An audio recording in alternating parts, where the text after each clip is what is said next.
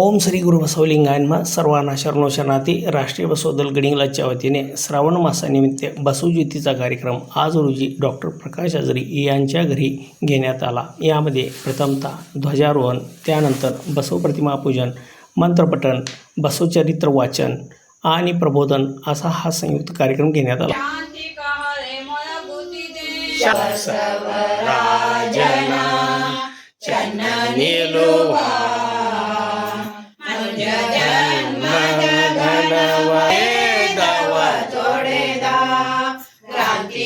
पुरुषनुनी करुणा सिंधुनी प्रभो वर गुरु शरण विभो आश्रित जन संरक्षक आश्रित जन संरक्षक सद्गुरु बसव प्रभो वर गुरु शरण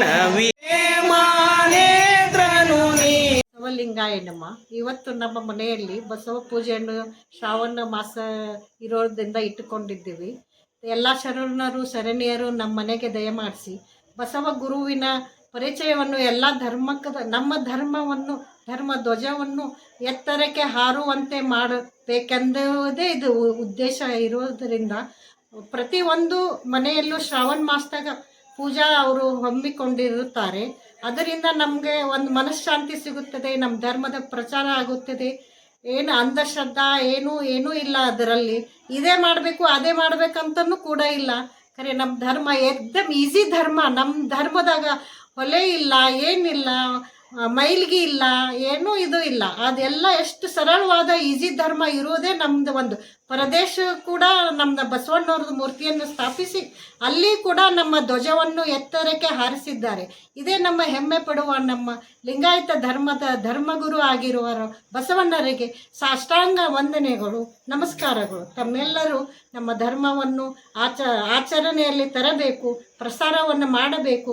ನಮ್ಮ ಧರ್ಮವನ್ನು ನಾವು ಬಿಡಬಾರ್ದು.